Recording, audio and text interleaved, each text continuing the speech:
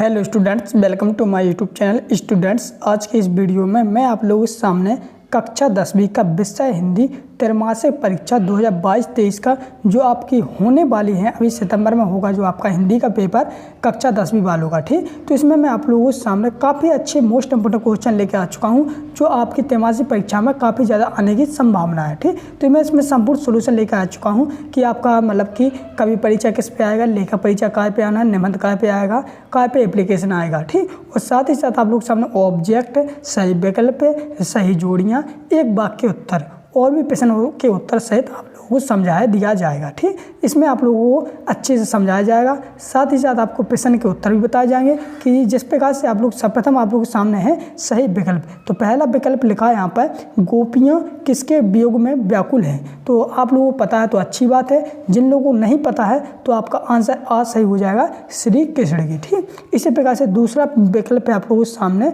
रुद्र रस का स्थायी भाव होगा। तो यानी कि रुद्र रस का स्थायी भाव सभी को पता है, रुद्र का क्या होता है, क्रोध, नहीं सॉरी, रुद्र का स्थायी भाव होगा क्रोध। चलिए, तीसरा आप लोगों के सामने समास के प्रकार हैं। तो समास के कितने प्रकार हैं? तो समास के 6 प्रकार हैं। कौन कौन से? अपकत दद्दा, यानी इस शॉर्ट है अपकत दद्दा, यानी आ से अव्ययभाव समास, बा से बहुवीर्य, का से कर्मधारय, ता से तत्पुरुष, दा से द्वंद्व, दा से द्विगु। ठीक, इस प्रकार से मैंने शॉर्ट बना दिया। अपकत दद्दा ने 6 होते हैं समास के प्रकार। ठीक, इसी प्रकार से बढ़ते नेक्स्ट आप लोग सामने यहाँ पर चौथा सही विकल्प जिसमें लिखा है, कवि निराला जी बादलों के माध्यम से किसे प्रोत्साहित कर रहे हैं। तो कवि किसके? तो मानव को प्रोत्साहित कर रहे हैं। तो स्टूडेंट्स, आप लोगों से निवेदन है कि आप लोग इस वीडियो को पूरा कंप्लीट जरूर देखिएगा, क्योंकि ये वीडियो मुश्किल से मुश्किल 8 या 10 मिनट का बनेगा। लेकिन इस वीडियो से आप लोग डेफिनेटली अच्छे नंबर, यानी कि त्रैमासिक परीक्षा में पास हो जाओगे हिंदी के पेपर में, क्योंकि मैं इसमें आप लोगों को समझाने वाला हूँ, साथ ही आप लोग बताने वाला हूँ। ठीक, तो बहुत से बच्चे यहाँ पर पूरा कंप्लीट देख रहे हैं। अगला है 5वां, जिसमें लिखा है कृष्ण भक्ति शाखा में आधार माना गया है। तो कृष्ण भक्ति शाखा में आधार कृष्ण माना गया है, तो कृष्ण को माना गया है। तो इसका आंसर सही ए जाएगा। अगला है 6वां, जिसमें लिखा है सूरदास का जन्म हुआ था। तो सूरदास का जन्म कब हुआ था? तो सूरदास का जन्म हुआ था 1478 ईस्वी में। ठीक, तो इस प्रकार से आप लोगों के सामने मैंने सही विकल्पों के आंसर ही बताता जा रहा हूँ। चलिए, अगला आप लोग सामने यहाँ पर जिस प्रकार से आप लोग देख सकते हो, यहाँ पर लिखा है कवि जयशंकर प्रसाद के कवि है, यानी किसके कवि हैं? छायावाद के, प्रगतिवादी के। तो आप लोग सभी को पता होगा कवि जयशंकर प्रसाद छायावाद के कवि हैं। ठीक, अगला दूसरा जिसमें लिखा है लेखिका मन्नू भंडारी के लिए खालिस्तान का त्याग आदर्श नहीं बन सका। तो किसका? तो इसमें आंसर हो जाएगा आपका माँ। ठीक, माँ का त्याग आदर्श नहीं बन सका। अगला है तीसरा, कमायनी एक है। तो कमायनी क्या है? एक कमायनी एक महाकाव्य है। ठीक बेटा। अगला चौथा जिसमें लिखा है संचारी भाव की संख्या होती है। तो संचारी भाव की संख्या सभी को पता है 33 होती है, यानी 3 पे 3 33 होती है। ठीक, अगला है 5वां जिसमें लिखा है टेढ़ी खीर मुहावरे का अर्थ है। तो यानी टेढ़ी खीर मुहावरे का अर्थ सभी को पता है कठिन कार्य करना। अब समास के भेद होते हैं। तो समास के कितने भेद होते हैं?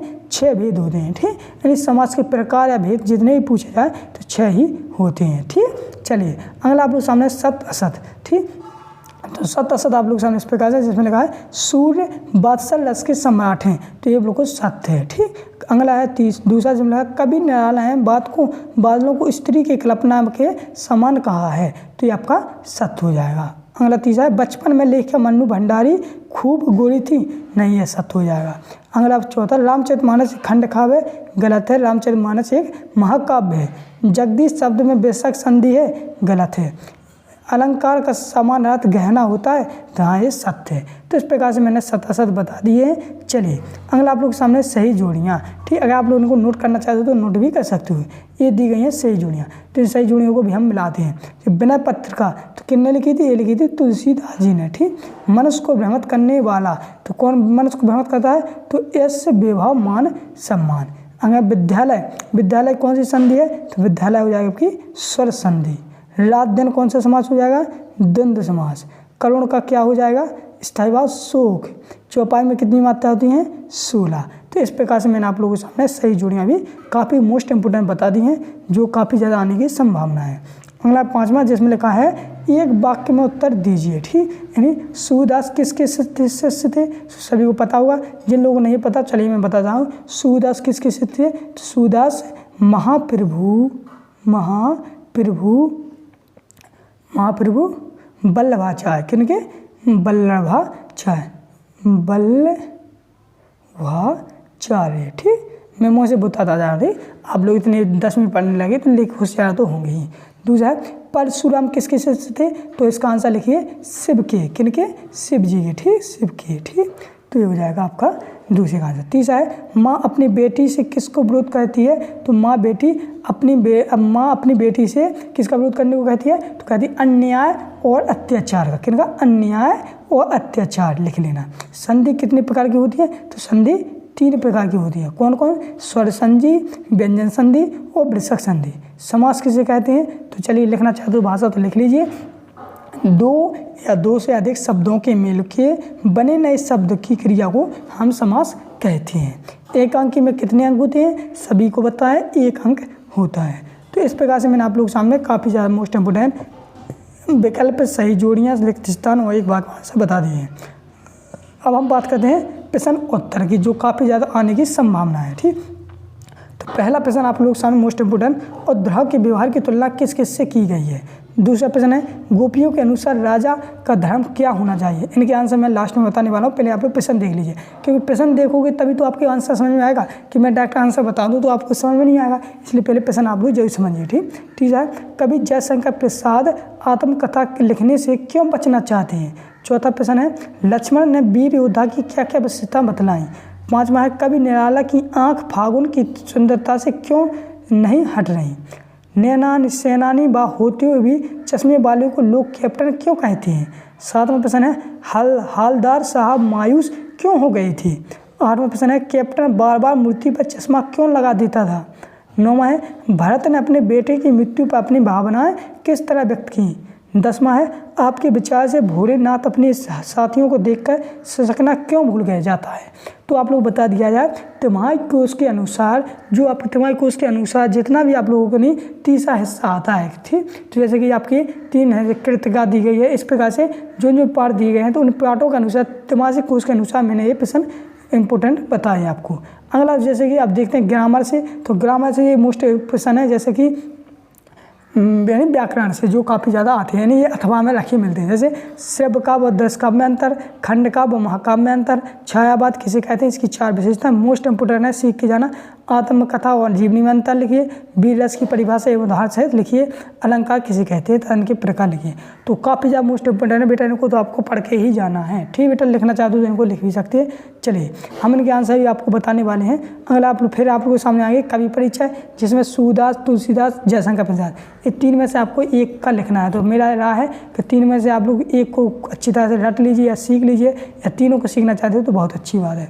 लेखक परिचय की बात करें तो मेरे हिसाब से मंडू भंडारी और राम वृक्ष बेनीपुरी काफ़ी ज़्यादा मोस्ट इंपोर्टेंट है, इनको भी आप लोग सीख लेना, लेखक परिचय, कवि परिचय।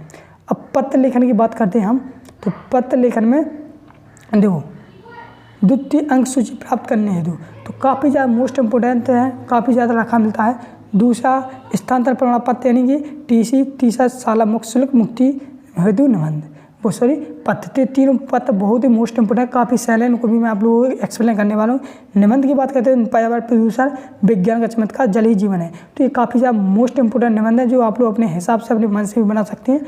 चलिए अब मैं बात करते हैं कवि परिचय की, तो आप लोग देख सकते हो, तो आप लोग सामने सूरदास के ऊपर कवि परिचय पूरा। ठीक, रचना दी गई है, भाव पक्ष, कला पक्ष, साहित्य में स्थान, इसी प्रकार से तुलसीदास जी का दिया गया है, यहाँ पर देख सकते हो आप लोग, तुलसीदास की रचना है, भाव पक्ष, कला पक्ष, तो मैंने इसलिए बता दिए ताकि आप लोगों को इसी वीडियो में सब कुछ मिल जाए, कोई प्रॉब्लम। ये जयशंकर प्रसाद जी का है। इसके बाद इस प्रकार से आप देख सकते हो, काफ़ी ज़्यादा मोस्ट इंपोर्टेंट है, सेवा में सचिन नमोदय, यहाँ पर आपकी जो अंक सूची खो गई, द्वितीय अंक सूची मंगवाने हेतु, तो आप लोग इसको काफ़ी ज़्यादा अच्छी तरह समझ लेना, पढ़ लेना बेटा। इसके बाद आप लोग सामने स्थानांतरण प्रमाण पत्र के लिए ये दी गई है, जो आप लोग देख सकते हो यहाँ पर। ठीक, ये आपके स्थानांतरण प्रमाण पत्र पे, ठीक, जो आप लोगों के सामने काफ़ी अच्छी है, तो इसको भी आप लोग पढ़ सकते हो। फिर आप लोगों के सामने शाला मुक्ति शुल्क मुक्ति हेतु आवेदन पत्र, तो इस प्रकार से आप लोगों के सामने मैंने 3 पत्र बता दिए हैं, 3 वो बता दें, 3 करके सब बता दें, तीनों काफ़ी ज़्यादा मोस्ट इंपोर्टेंट है, 3 में से एक नहीं आपको रखा मिलेगा आपके तिमाही परीक्षा में। तो इस प्रकार से कक्षा 10वीं वाले बच्चों, आप लोगों को मैंने हिंदी का संपूर्ण पेपर बता दिया है। अब आप लोग कमेंट करके बताओ मैं कौन से विषय का पेपर लाऊँ, यानी कि मोस्ट इंपोर्टेंट क्वेश्चन ना हो जो आपकी तुम्हारी परीक्षा में काफ़ी ज़्यादा आने की संभावना नहीं है। तो यहाँ पर एक बच्चे ने कमेंट कर दिया सर अंग्रेजी का लाइए, एक ने कमेंट किया सर गणित का, और बहुत से बच्चे विज्ञान का कर रहे हैं। तो इस प्रकार से हाँ बच्चों सभी कमेंट इस प्रकार से करते रहें और चैनल को जरूर सब्सक्राइब कर लेना। सब्सक्राइब करने से यही फ़ायदा होता है कि जो मैं कक्षा 10वीं के जितने भी मोस्ट इंपोर्टेंट क्वेश्चन डालूंगा, साथ ही आपकी वार्षिक परीक्षा होगी उसके लिए भी मोस्ट इंपोर्टेंट PDF बनाऊंगा जो आपको फ्री में दिए जाएंगे। तो बहुत से लोगों ने सब्सक्राइब कर लिया है, आप भी कर लीजिए। धन्यवाद।